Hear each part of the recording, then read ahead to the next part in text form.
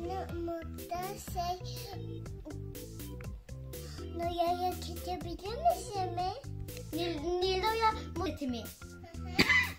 Nilo'ya mutfak seti mi istiyorsunuz acaba?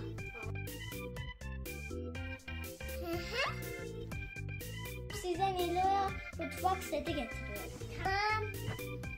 Getirebilir misiniz? Zahmetli.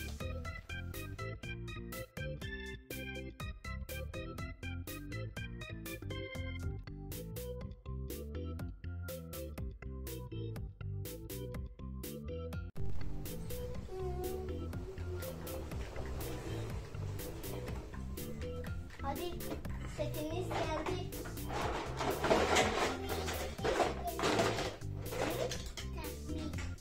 Tamam, edebilirim. Gidip çantamı getirip edeyim tamir.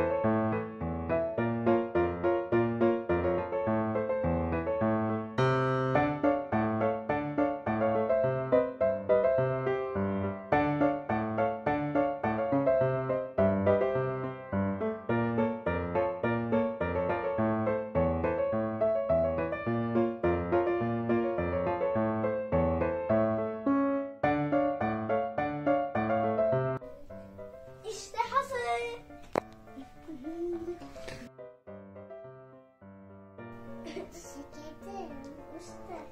Önemli değil. Artık oynanabilir mi? Evet, artık bitirdik. Tamam. Hadi ben de gideyim.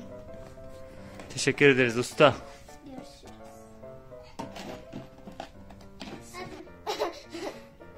Tamam. Gidelim tamam.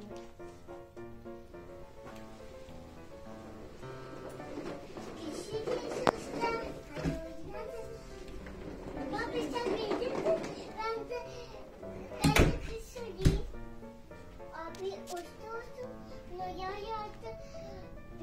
olsun, bu da teşvik olsun.